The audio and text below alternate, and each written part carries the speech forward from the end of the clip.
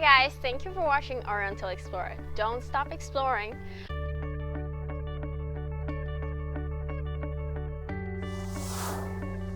Well, I had made a video earlier about being a free accommodation helper and what you should consider about application and finding the right hostel for you to help at. This one is more about sharing my life as a free accommodation helper in Kyoto.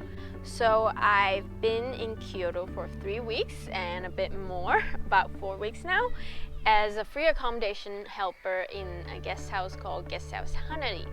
And it was a great experience. The owner is really nice and kind, so it has been really nice so far.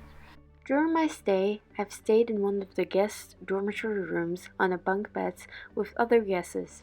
This is on the second floor, and on the first floor, there is a living room where we can communicate with other people, cook, the kitchen, as well as lockers for valuable belongings. So what do I do typically in a day?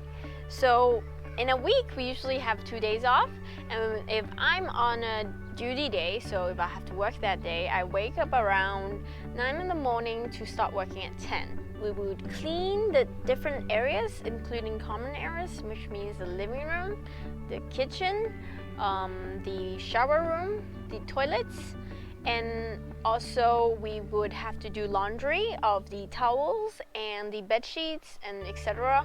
that from the checkout guests, and put them in the washing machine and dry them in the balcony, which was my favorite part. It's really nice view there, and you can soak in the sun and neighborhood experience. If any of the provided amenities are running out, we'll also have to refill them, including shampoos and things like face wash, etc.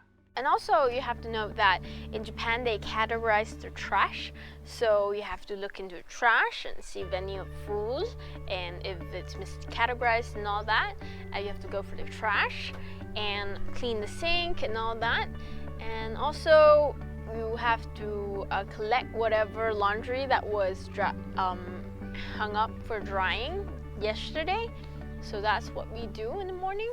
Needless to say, we'll also have to vacuum all the floors, set up the beds, and make them for new guests coming, as well as put some towels ready for them. With 1 to 2 other helpers, we usually finish this within 2 to 3 hours. And then we would start making our lunch. It's a lot cheaper in Japan if you make your lunch. A perk of being the free accommodation helper is that you can use the kitchen facilities, drink some of the free drinks provided to guests, and also use the equipment within the kitchen to make your own meals. So I would make my lunch with the ingredients I buy. I would cook something for myself, and after that I would go out and do grocery shopping for the day.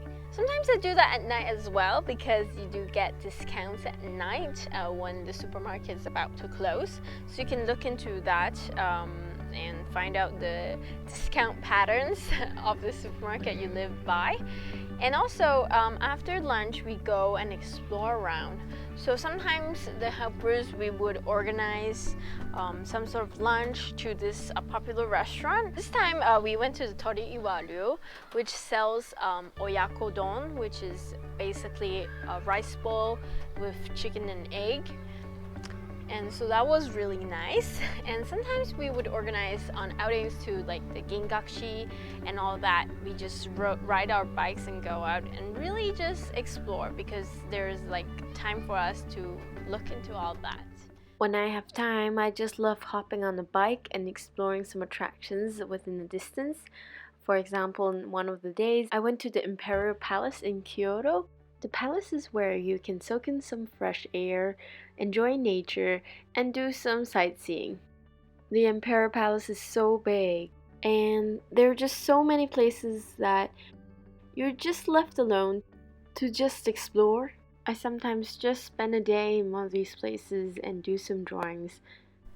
At night, we would come back to the hostel and sometimes socialize with the owner or the staff, as well as the guests. Not always are the guests really in the mood for socialization, so that doesn't happen every day. By the way, sometimes in the morning I would go to Japanese classes.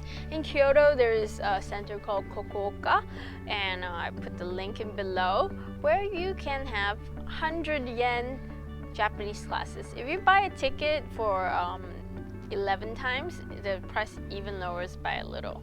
So it's really a great value. You go there and talk with the volunteer teachers there.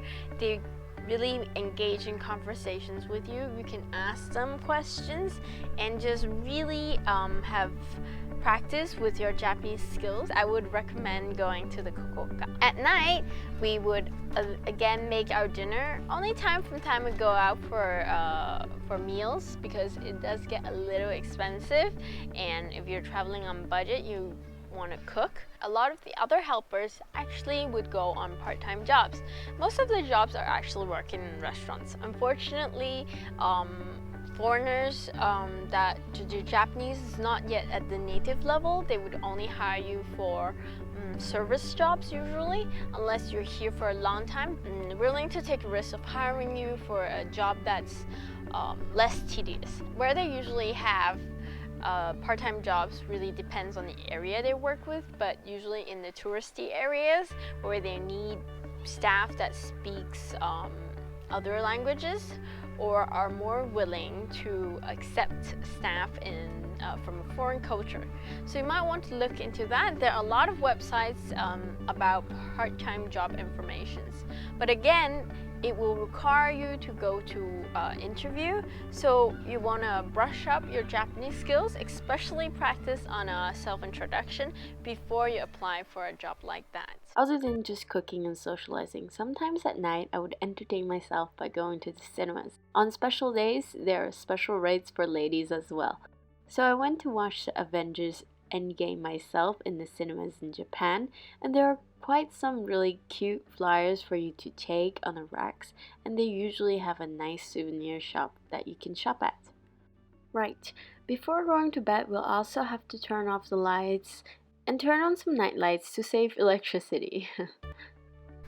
So that's all I have to share for today, and I hope that you get a bit more insight into how it's like being a free accommodation helper. It's a great way and a really budget way to experience living in Japan and to travel around. I've seen helpers that they don't go to any full-time jobs. All they do is to be a free accommodation helper, and they have a great time in Japan. So, if you're planning to go on a working holiday in Japan, think about how you want to spend the year. Thank you so much for watching.